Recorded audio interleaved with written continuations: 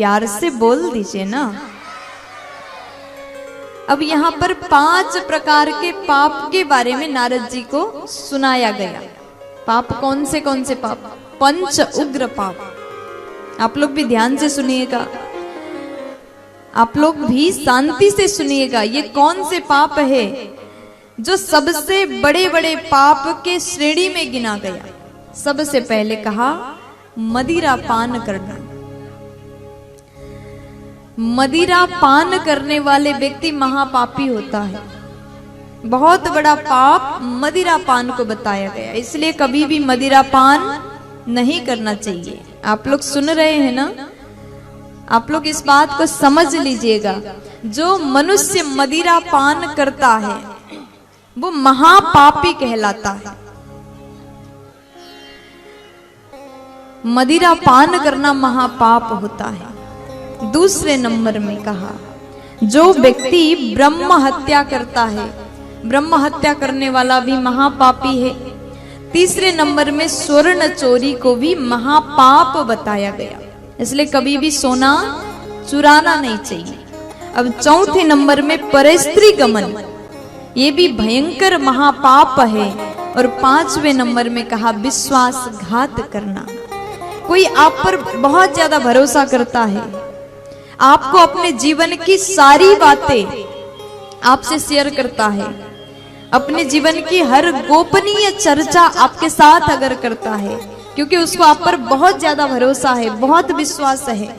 आपने कह दिया आपकी ये बात हम किसी को नहीं बताएंगे, लेकिन बाद में आपने वो बात सबको बता दिया तो उसका विश्वास टूट जाएगा। इसलिए कभी भी जो व्यक्ति आपके ऊपर आंख बंद करके भरोसा करता है ना, उसके भरोसा को तोड़ना नहीं चाहिए। इसे कहते विश्वासघात। ये विश्वासघात करना भी महापाप बताया गया। इसलिए ये 5 प्रकार के पाप अपने जीवन में हमको नहीं करना चाहिए। आप लोग सुन रहे हैं बड़े भाव के साथ में। हमने जो बताया इसको अपने जीवन में अवश्य धारण करिएगा।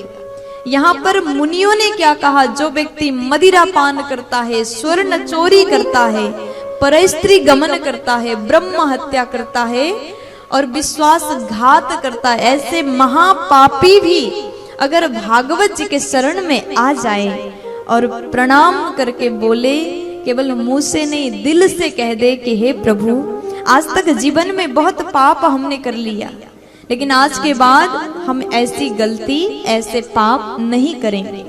अगर ऐसा संकल्प आपने लिया है तो आपका उद्धार अवश्य होगा। प्यार से बोलना पड़ेगा। देखिए, आपने सुना होगा भागवत सुनने से मनुष्य का उद्धार होगा, लेकिन भागवत सुनने मात्र से उद्धार नहीं होता। भागवत में जो बातें बताए, कौन से चीजों को हमें फॉलो करना चाहिए, अगर उन बातों पर आप ध्यान देते हैं और अपने जीवन में उतारते हैं, तब जाकर के हमारा उद्धार होगा।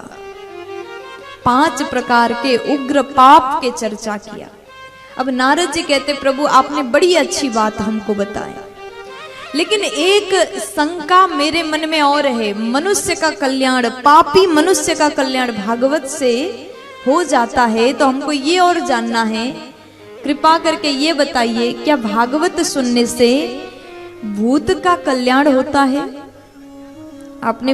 आपने सुना होगा भूत प्रेत रात के समय डराते हैं। सुना है? आपके घरों में भूत आते हैं? अच्छा, आते हैं? डर नहीं लगता? क्या बात है, यहाँ के लोग बड़े निडर हैं। प्यार से बोलो।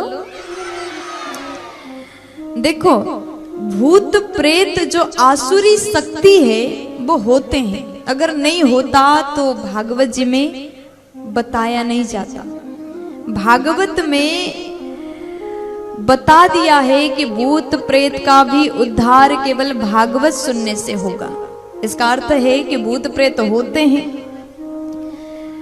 जो व्यक्ति जीवन में पाप करता है, कभी धर्म नहीं करता, कभी दूसरों की सेवा नहीं करता, सदैव दूसरों को पीड़ा देता है, तकलीफ देता है, ऐसे मनुष्य भूत बन जाते हैं। ऐसे मनुष्य का उद्धार नहीं होता। जिसने अपने पूरे जीवन काल में सत्कर्म नहीं किया हो, ऐसे व्यक्ति का उद्धार नहीं होता और यही व्यक्ति मृत्यु पश्चात भूत बन जाते हैं।